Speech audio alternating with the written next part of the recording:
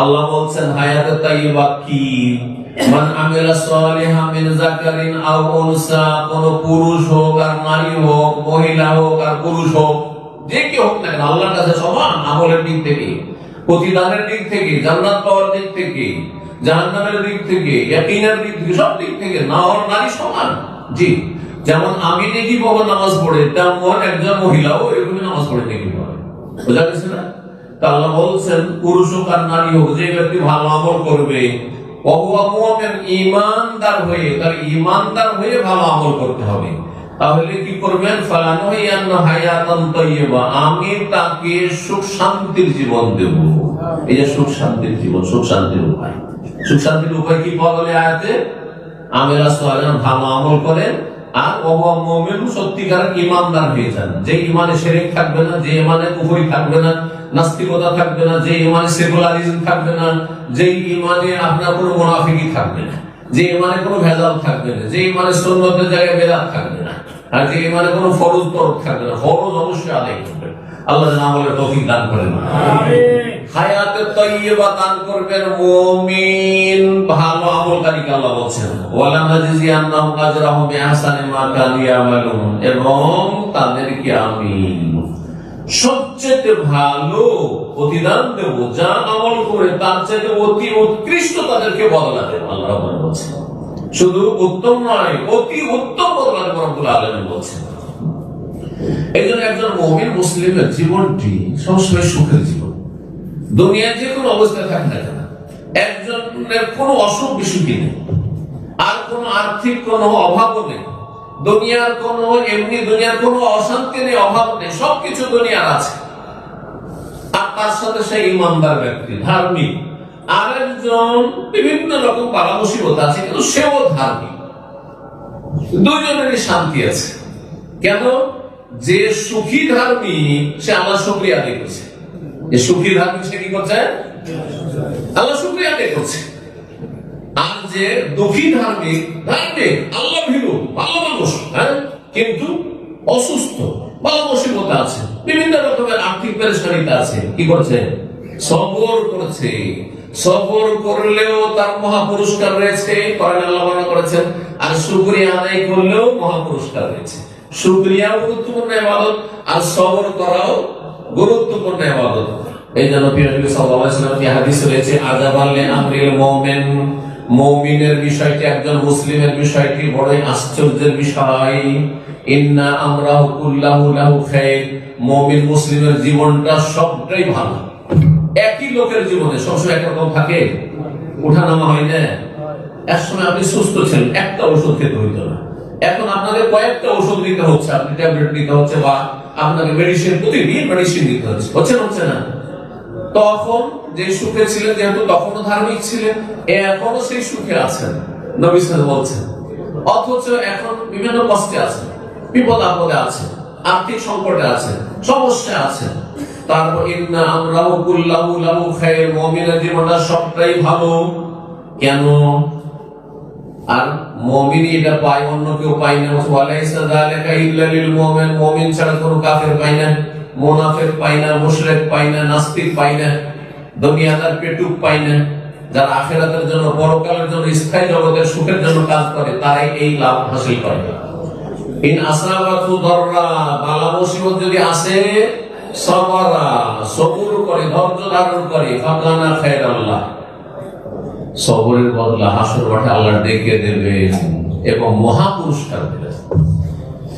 ধৈর্যশীলদের জন্য মহা পুরস্কার রয়েছে, মহা পুরস্কার রয়েছে, এবং আল্লাহ স্বয়ং ধৈর্যের বদলা দেবেন। আরেকটি কথা শুনে রাখেন, রোজার বদলা হাদিসে কি আছে? হাদিসে কুদসিতে আল্লাহ বলেন, আমি রোজার বদলা সরাসরি দেব, ফেরেশতার মাধ্যমে আমলনামায় লিখে নয়। আছে না?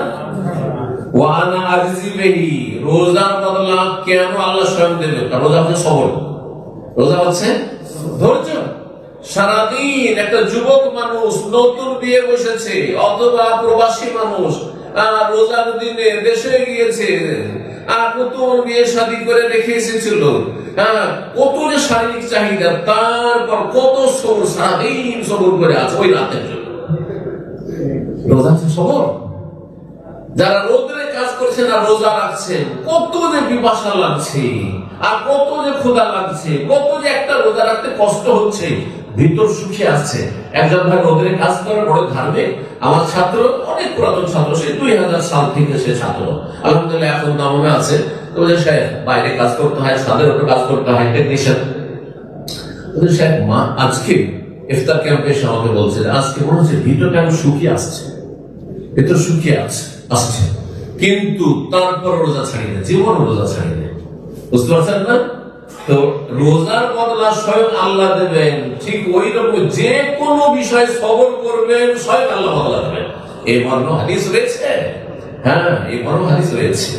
যে কোনো সবর, অসুস্থতায় সবর করছেন, আর্থিক সংকটে সবর করছেন, পারিবারিক অশান্তিতে সবর করছেন, আপনি সামাজিক অশান্তিতে সবর করছেন, জালেমের জুলুমে সবর করছেন আপনি, আর আপনার বিভিন্ন শারীরিক মানসিক অশান্তিতে সবর করছেন, আল্লাহ স্বয়ং হাসরের মাঠে মহা পুরস্কার দিয়ে আপনাকে সম্মানিত করবেন।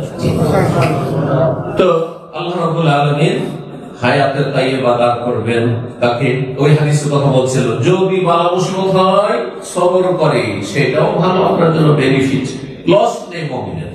ওয়াইন আসাবাতু সাররা, যদি সচ্ছলতা আসে, হ্যাঁ, স্বস্তি আসে, সুখ শান্তি নেমে আসে, দুনিয়ার সামগ্রী অভাব নেই, গাড়ি বাড়ি নারী সব আছে, ভোগবিলাসের সামগ্রী সব আছে, তাহলে কি করে বান্দা? মুমিন বান্দা যদি হয়, আল্লাহ শুকর করে আলহামদুলিল্লাহ, সবটা আল্লাহর পক্ষ থেকে, সব যা আল্লাহর দান, সবকিছু আল্লাহর দান। কখনো এই কথা ভাবে না যে আমার জ্ঞান গরিমার ফসল, হ্যাঁ, কখনো এটা ভাবে না যে আমি খুব বিচক্ষণ, আমি খুব বুদ্ধিমান, আমি খুব ব্যবসা বিজনেস বুঝি, আমি খুব চালাক চতুর, আমি শিক্ষিত ছিলাম তাই এটা হয়েছে, এইসব কথা বলে না। এটা দুনিয়া জানা বলে, এটা কারণের চরিত্র। কারণ কি বলেছিল? ইন্নামা উতিতু আলা ইলমিন ইনদি। মুসা আলাইহিস সালাম যখন যাকাত দিতে বললেন কারণকে, এই গরিবের হক দাও তোমার এই ধন সম্পদে, তখন সে কি বলেছিল? মানে আমার বিদ্যা বুদ্ধির ফসল, আমি যে পণ্ডিত, আমি যে জ্ঞানী, এর প্রমাণ হচ্ছে আমার এই ধন সম্পদ। কথা বোঝা গেছে না? কিন্তু একজন মুমিন মুসলিম কখনোই কথা ভাববে না, যা কিছু আছে আল্লাহ, সুস্থতা আল্লাহ, রুজি রিজিক আল্লাহ, এই যে চলাফেরা করছে আল্লাহ, এই যে আল্লাহ বিদেশে নিয়ে এসেছেন এটা আল্লাহ, হ্যাঁ, হায়াত আল্লাহ, সবকিছু আল্লাহ, নেক পরিবার আল্লাহ, সব আল্লাহ। জি, তো শুকরিয়া আদায় করবে, বলবে আলহামদুলিল্লাহ, ওয়ালাইসা যালিকা ইল্লা লিল মুমিন। এটা শুধু মুমিন ব্যক্তি হাসিল করে। তাহলে একটি বিষয় এত লম্বা করে দিলাম, এখন পয়েন্ট গুলি সংক্ষেপে বলে আসি। 3 নম্বর কি বলবো তাহলে, বা 2 নম্বর, ঈমান আমলকে যেহেতু একসাথে লাগিয়ে দিয়েছি, 2 নম্বর যে বিষয়টি বলো সেটা হচ্ছে তাকওয়া, আল্লাহকে ভয় করে চলে না। যদি আপনি আল্লাহর ভয় রাখেন, তো আমাদের সামনেও যেমন ভালো মানুষ, যখন ঘরে একাই রুমে একা হয়ে যাবেন, পার্সোনাল রুম নিয়ে রেখেছেন, আপনার রুমে কোনো রুমমেট নেই, তাহলে আপনি তো রাত দরজা বন্ধ করলে ফ্রি, তাই না? আর তারপরে আপনার কাছে স্মার্টফোন আছে, আর সমস্ত রকম ইন্টারনেট ফ্যাসিলিটি আছে, আর সেখানে দুনিয়ার সমস্ত নোংরামি আছে, সামান্য কিছু ভালো আছে, আছে না? নেই? অধিকাংশ লোকেরা এই নির্জনে পাপ করছে, হ্যাঁ, রাতে ঘন্টা পর ঘন্টা জেগে আছে, অনেকে সারা রাত কাটিয়ে দিচ্ছে, হ্যাঁ, নোংরামিতে, ব্লু ফিল্মে, পর্নোগ্রাফিতে, আর বিভিন্ন নোংরা সাইট গুলো ভিজিট করছে। কিন্তু আপনি চোখের সামনে যদি ফেসবুকে একটা কিছু চলে আসে আপত্তিকর, সাথে সাথে ইগনোর করছেন। আপনি ভালোটা আসলে শুনছেন বা দেখছেন, আর খারাপ আসলে সাথে সাথে সেটাকে ইগনোর করে দিচ্ছেন। পক্ষান্তরে এই অসৎ লোক যখন ভালোটা আসছে, দিনের কথা আসছে, ইসলামের কথা আসছে, সহিহ আকীদার কথা আসছে, সহিহ শুদ্ধ আমলের কথা, তাওহীদ সুন্নাতের কথা আসছে, তখন ইগনোর করে উপেক্ষা করে দিচ্ছে। আর যখন বেদাতি ওয়াজ আসছে, শিরকি কথা আসছে, আর এই সব গোমরাহির কথা আসছে, তখন সব শুনছে। বুঝতে পারছেন না? তো নির্জনে পাপ কার হয়? যার অন্তরে আল্লাহর ভয় নেই। নির্জনে নেকি কে করতে পারে? যার অন্তরে আল্লাহর ভয় ভীতি আছে। আমার সামনেও যেমন ফেরেশতা চরিত্রের, একা থাকলেও সে ফেরেশতা চরিত্রের, শয়তানের চরিত্রে কখনো সে নিজেকে পাল্টে নেয় না, গিরগিটের মতো রং পাল্টায় না। রং পাল্টায় কে? গিরগিট বুঝেন তো? গিরগিট মানুষ দেখলে লাল হয়ে যায়, চেহারা লাভ হয়ে গেছে, দেখেছেন না? দেখেন নেই, বুঝলেন না? হ্যাঁ, গিরগিট দেখুন এমনি চলছে চলছে স্বাভাবিক আছে, যখন একটা মানুষ দেখবে তাহলে একবার ওইটা শরীর মুখটা মুখের দিকে লাভ হয়ে গেছে।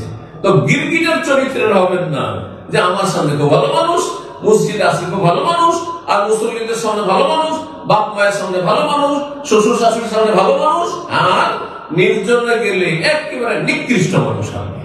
হ্যাঁ, একবার ফেরেশতার চরিত্র রূপ ধারণ করেছেন, আর একবার ইবলিস শয়তানের রূপ ধারণ করেছেন, এমন চরিত্রের হবেন না।